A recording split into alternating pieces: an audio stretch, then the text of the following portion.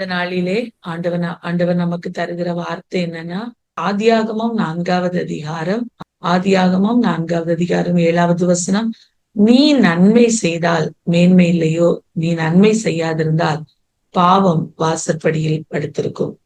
இந்த வார்த்தை தான் இந்த நாளிலே ஆண்டவர் நம்மோடு தருகிற வார்த்தை. பிரியமானவர்களே, நம்ம எல்லாருக்கும் தெரிந்த இன்சிடென்ட் தான். வேதத்துல அநேக முறை இதை வாசித்திருக்கிறோம். ஆதாம் ஏவாளுக்கு காயின் ஆபேல் என்று 2 குமாரர்கள் இருந்தார்கள். பாருங்க, அதுல பார்க்கும்போது ஆபேல் ஆடுகளை மேய்க்கிறவராயிருந்தார். காயின் நிலத்தை பயிரிடுகிறவராயிருந்தார். ஒரு நாள் அவர்கள் கர்த்தருக்கு காணிக்கையை கொண்டு வருகிறார்கள். கொண்டு வருகிறதான வேளையிலே ஆபேலும் தன் தன் மந்தையில இருக்கக்கூடிய தலையீற்றுகளை, அவன் தலையீற்றுகளில் கொழுமையானவைகளை ஆண்டவருக்காக காணிக்கையாக கொண்டு வந்து செலுத்தினான். காயின் நிலத்தின் கனிகளை கர்த்தருக்கு காணிக்கையாக கொண்டு வந்தான் என்று வேதம் சொல்கிறோம். அன்பான தெய்வ பிள்ளைகளே, ஆபேல் ஆண்டவருக்காக நான் நன்றாக என்னால எவ்வளவு முடியுதோ அவ்வளவாய் நான் ஆண்டவருக்காக காணிக்கை செலுத்தணும், அதுல நல்ல பெஸ்டானதை எடுத்து ஆண்டவருக்கு நான் காணிக்கை செலுத்தணும்னு சொல்லி ஆபேல் தன்னுடைய தலையீற்றுகளிலே கொழுமையானவைகளை கொண்டு வந்து காணிக்கையை செலுத்தினான் என்று சொல்லி பார்க்கிறோம். காயின் நிலத்தின் கனிகளை அவன் அதுக்கு பெருசா ஒரு இம்பார்ட்டன்ஸ் கொடுக்கல அந்த காணிக்கைக்கு. ஆனா ஆபேல் அவன் இம்பார்ட்டன்ஸ் கொடுத்து அதுக்கு அவன் எப்படி கொண்டு வந்தான் என்கிற அந்த வார்த்தையும் அழகாக சொல்லப்பட்டிருக்கிறது. தலையீற்றுகளில் கொழுமையானவைகளை கொண்டு வந்து அவன் ஆண்டவருக்காக காணிக்கை வைத்தான். பாருங்க, காயினையும் அவன் காணிக்கையும் ஆண்டவர் அங்கீகரிக்கல.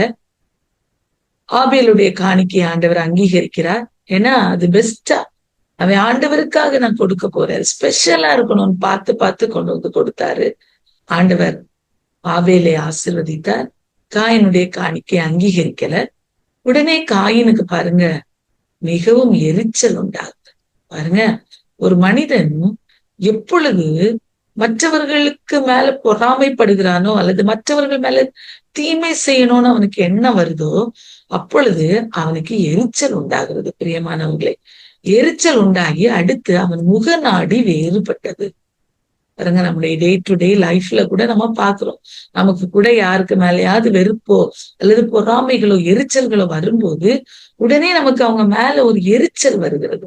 நம்முடைய முகநாடி, நம்முடைய முகம் அப்படியே டிஃப்ரெண்டா மாறுது. அவங்கள பார்த்தா ஒரு டிஃப்ரெண்டா நம்ம ட்ரீட் பண்றவங்களா காணப்படுறோம். காயினும் அதே தான் செய்தான். அவன் செய்ததுதான் இப்பொழுது காலகாலமாய் உலகத்துல நடைபெற்று கொண்டிருக்கிறது. பாருங்க, அதுல அவனுடைய முகநாடி வேறுபட்டது, அவனுக்கு எரிச்சல் உண்டாகிறது.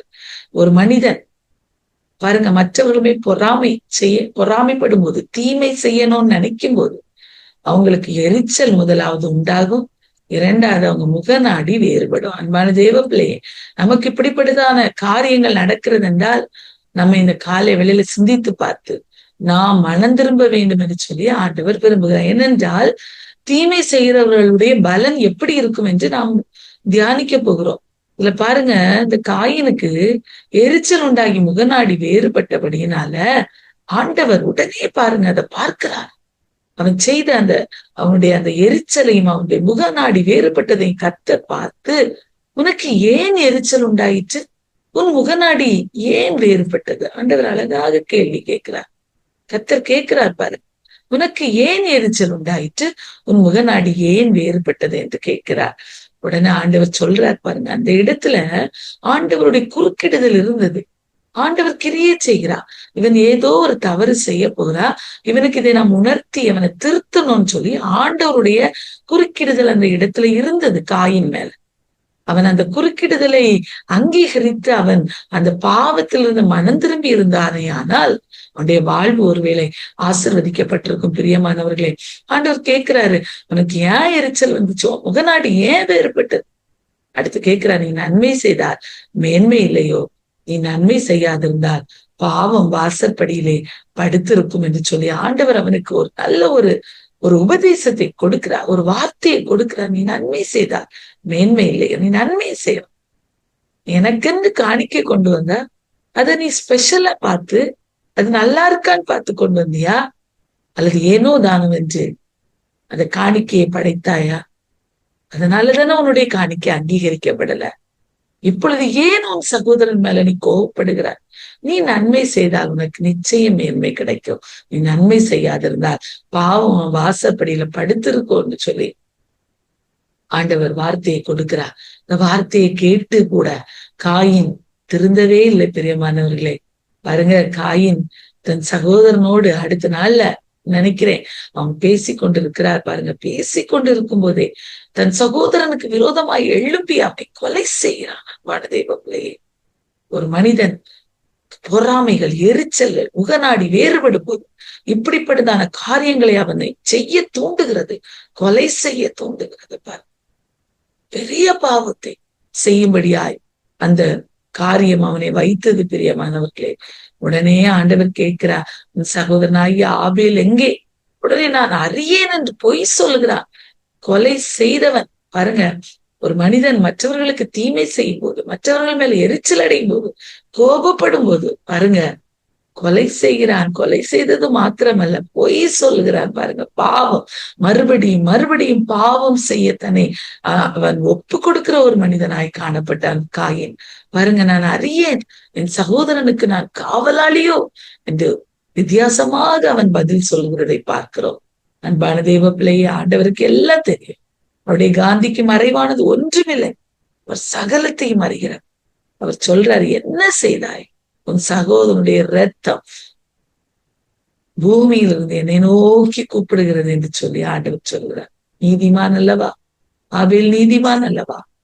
நீதிமானுடைய அந்த அந்த வேண்டுதல், அந்த ரத்தம், அவனுடைய ரத்தம் பூமியிலிருந்து ஆண்டவரை நோக்கி கூப்பிடுகிறது. அன்பான தேவ பிள்ளையே, இந்த காலை வேளையிலே நாமும் மற்றவர்களுக்கு தீமை செய்வோம் மிகவும் ஜாக்கிரதை உள்ளவர்களாயிருக்கும். அவங்க ஆண்டவரை நோக்கி முறையிடும் போது அந்த முறையிடுதல் ஆண்டுடைய சன்னதியிலே போய் கேட்கப்படும். ஆகவே மிகவும் ஜாக்கிரதை உள்ளவர்களாயிருக்கணும். ஆவிக்குரிய வாழ்விலே எரிச்சல் வருகிறதா, முகநாடி வேறுபடுகிறதா, நம்மை நாம் ஏமாற்றிக்கொள்வோம். ஆண்டவரிடத்துல பலனை கேட்கணும். பிரியமானவர்களே, ஆண்டவரே எனக்கு இந்த பலனை தாருங்க சுவாமி, நான் மற்றவர்களுக்கு தீமை செய்யாதபடி, அவர்கள் ஒருவேளை எனக்கு தீமை செய்தாலும் அவர்களுக்கு நன்மை செய்ய எனக்கு கற்றுத்தாருங்க ஆண்டவரே என்று சொல்லி நாம கேட்கணும். பிரியமானவர்களே, காயின் இவ்வாறு செய்தபடினால அவனுடைய வாழ்வில பாருங்க, தீமை செய்தபடினால, தன்னுடைய சொந்த சகோதரனுக்கு எனக்கு தீமை செய்தபடினால, அவனை கொலை செய்தபடினால அவனுக்கு என்னென்ன காரியங்கள் நேரிட்டதா, சபிக்கப்பட்டவனாய் மாறி போவான். பாருங்க, இந்த பூமியிலே சபிக்கப்பட்டிருப்பா என்று ஆண்டவர் அவனுக்கு சாபத்தை கட்டளையிட்டார். பாருங்க, அடுத்து நீ என்னெல்லாம் செய்றியோ, நீ நிலத்தை பயிரிடும் போது அது எதுவும் உனக்கு பலனை தராது. நீ பூமியில நிலையற்ற அலைகிறவனாயிரு. நீ பயிரிடுகிற, நீ கை செய்கிற வேலைகள் எதுவும் உனக்கு ஆசீர்வாதத்தை தராது.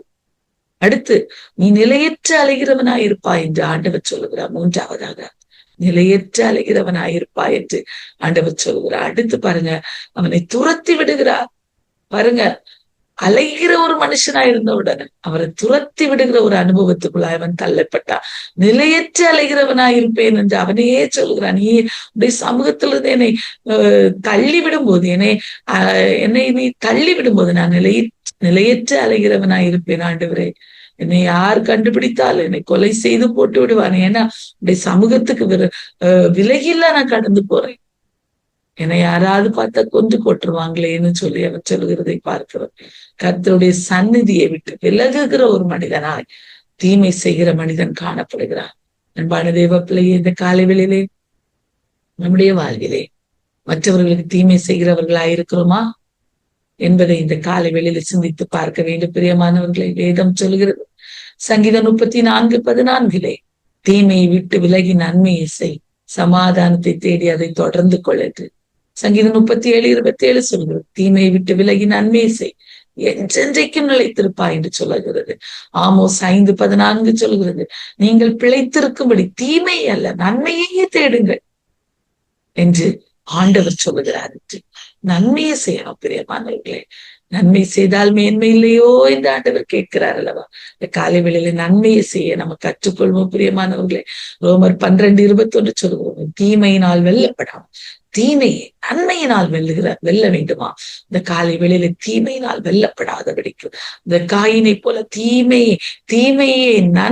தீமையினால் வெல்லப்படாதபடிக்கு, அந்த தீமையை நன்மையினால் வெல்லுகிற பிள்ளைகளா இந்த காலை வேளையில நம்ம மாற வேண்டும் பிரியமானவர்களே. தீமையை யோசிக்கிறவர்கள் தவறுகிறார்கள் என்று நீதிமொழிகள் 14:22 சொல்கிறது. இந்த காலை வேளையிலே அடுத்து நீதிமொழிகள் 17:13 சொல்கிறது, நன்மைக்கு தீமை செய்கிறவன் எவனோ அவன் வீட்டை விட்டு தீமை நீங்காது என்று. இந்த காலைவில்லை நமக்கு தீமை செய்யணுமா நன்மை செய்யணுமா என்று யோசித்து பார்த்து நம் மனம் திரும்ப கடமைப்பட்டிருக்கிறோம் பிரியமானவர்களே. அன்பான தெய்வ பிள்ளையே, நாம் மற்றவர்கள் மேல தீமை செய்கிறவர்களா இருக்கிறோமா? பொறாமைப்படுகிறவர்களா இருக்கிறோமா? மற்றவருடைய ஆசீர்வாதத்தை பார்த்து, மற்றவருடைய வளர்ச்சியை பார்த்து பொறாமைப்படுகிறவர்களா இருக்கிறோமா? பாருங்க, இந்த காலை வேளையில நம்ம சிந்தித்து பார்க்கணும். ஒருவேளை அப்படிப்பட்டதான காரியம் மற்றவர்கள் நன்றாக இருக்கும்போது அவர் நம்முடைய முகநாட்டி வேறுபட்டு எரிச்சல் அடைகிறவர்களா இருக்கிறோம்.